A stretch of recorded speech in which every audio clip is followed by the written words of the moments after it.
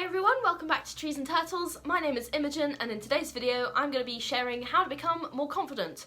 More specifically, how I became more confident. If you're not already subscribed, make sure to do that. Give this video a thumbs up, follow me on Instagram, and I think that's everything. Yeah, that's everything. Alright, let's get started. So I was not always very confident. I was quite confident as a kid up until the age of about 12, 13, and then there was some serious trauma that happened to me and my confidence it was absolutely destroyed. So then my self-esteem, everything, just completely took a nosedive. I was in a very bad place.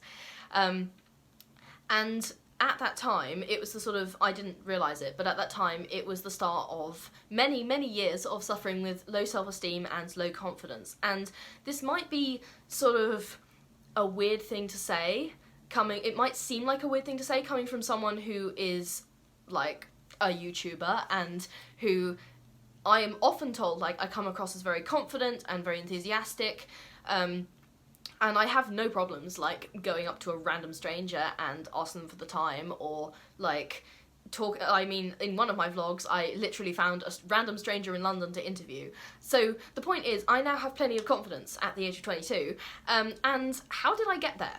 So the first thing that I want to emphasise is that I got help for my trauma. So it's always important to address the root cause of why you've got a lack of confidence. And for me, it was just I had a lot of beliefs about myself that stemmed from trauma, and it was really, really helpful to explore these in therapy. Now, I will say that it's important to get the right therapist and the right type of therapy, and I've done a video on therapy. If I remember, I'll link it.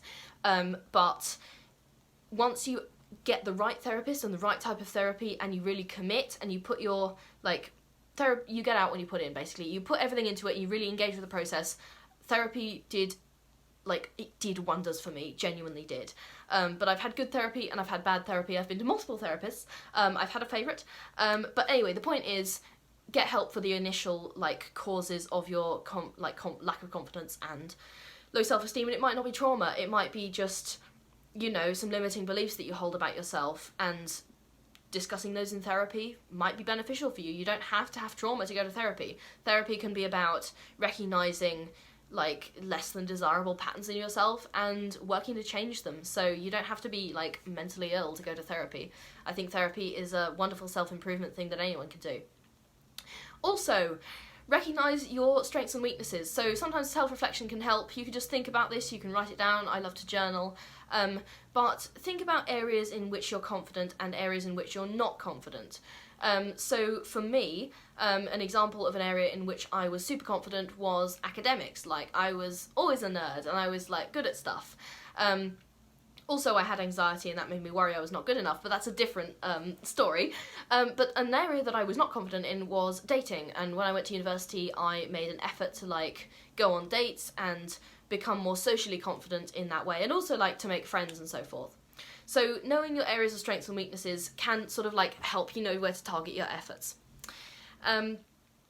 This is a really small one, but improve your posture. If you're short, like I am, I say I'm short, I'm 5'3", so it's a little bit under average for a woman in the UK. But anyway, improve your posture, because the taller you stand and the more confident your posture is, the more confident you're going to come across as being, even if you're not. So improve your posture and fake it till you make it, I guess. Dress confidently, wear stuff that makes you feel good, because don't worry about it looking good, although if you want to get into the aesthetics of style, amazing, wonderful, do that. I enjoy experimenting with style very much, but you should wear the stuff that makes you feel good, and because when you feel good, you feel confident, and then you act more confidently, and it just confidence will exude off you in waves.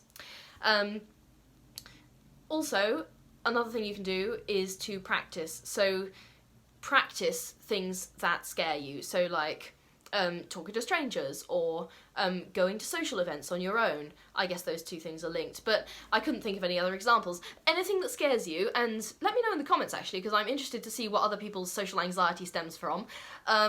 But yeah, anything that scares you, try and put yourself a little bit in those situations. Obviously don't give yourself a panic attack or anything, because that's not helping anyone, and that will probably just make you more avoidant, to be honest. But try gradually increasing your exposure to situations where you're feeling a little bit of anxiety.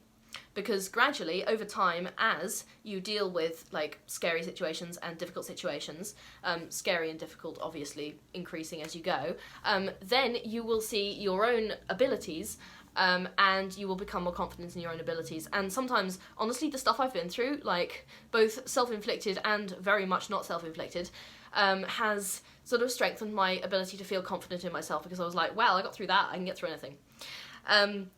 On that note, which is an example, positive self-talk. So when I just said I got through that, I can get through anything, that was an example, obviously, of me hyping myself up. And you should do the same. Even if you don't believe it necessarily, sometimes the act of repeating things to yourself, and that's obviously like the entire theory behind affirmations, you should affirm yourself regularly, especially if you are someone whose love language is words of affirmation, as mine is. So if you want to get my attention, give me a good compliment. Anyway, on the topic of compliments, you should also accept compliments. When somebody gives you a compliment and you're like, oh, no, I don't deserve that, then you're reinforcing the patterns in your brain that say you're not good enough, or like you don't deserve X, Y, Z.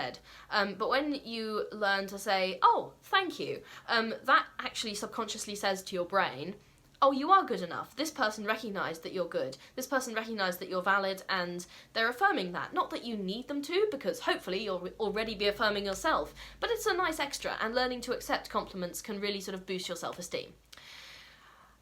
Working out. If you work out, I'm not even recommending this for the physical benefits. The physical benefits are great.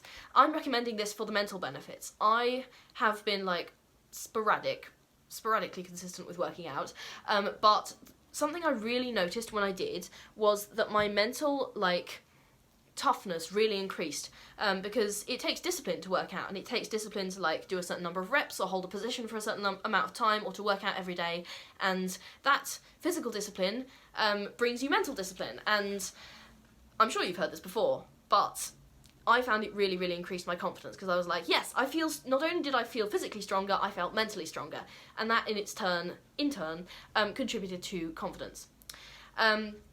Learning new skills. Make it a point to learn something new. Examples of new skills I have learned. I am currently on my third language. I learned how to do makeup. I started bleaching my hair. Other things I've learned include, I was learning touch typing for a while. I need to get back to doing that. My entire YouTube project has been a massive learning curve. Obviously I'm at university, so that's learning literally every day. Working in different jobs, I've learned a lot. So make it a point to learn new skills. It could be literally anything. It might be Duolingo, though I warn you the owl will come for you if you miss a lesson. Or it could be like flower arranging. Literally anything, pick a thing, learn it. Also, celebrate your achievements. So I love to do this. Whenever I achieve something, I will make a video about it and I post it on my channel, and that is literally my entire channel, apart from my silly little vlogs, which I'm sure you will love. But celebrate your achievements. Treat yourself. Be happy for yourself. Write about it. Post on your story. Celebrate your achievements. Don't let anyone drag you down. If you achieve something and you're proud of it, show off. I'm giving you permission to show off, because you worked hard for it, you deserve it. And when you have a track record of your achievements, whether that's a journal or a YouTube channel or, God forbid, a LinkedIn profile, that can actually help you feel that something concrete is there, and you'll be like, oh, actually, I'm really proud of this. I'm proud of my past self. All right, one more tip. Learn from your rejections and your failures. A lot of the time, when you are not confident, rejections and failures can serve as reminders that, oh, I'm not good enough, I should quit, I'm gonna fail, all of these things. But if you can turn that around, you can actually use rejections and failures as a way to become more confident. One example, when I was studying in year 12, so that's lower 6th, my first year of A-levels, I remember getting a 43 on a test, and that's 43%, so that's very low. It was a maths test, and maths was the subject I was most insecure about in year 12. And I was disconsolate. But we had these little bits of paper with the grade on. Mine was 43. So what I did was I stuck it inside the lid of my calculator, and then every time I opened my calculator that year, I'd see the 43, and I'd be like, I'm going to work harder.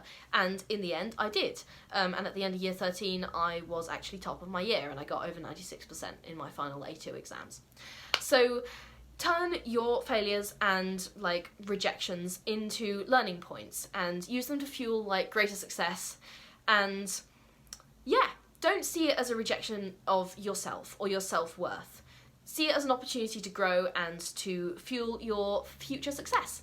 That's all I've got to say on becoming more confident. Practice, practice, practice, practice, okay? I believe in you, you've got this. Make sure to like and subscribe, follow me on Instagram, and that's all for this video. Alright, see you, bye!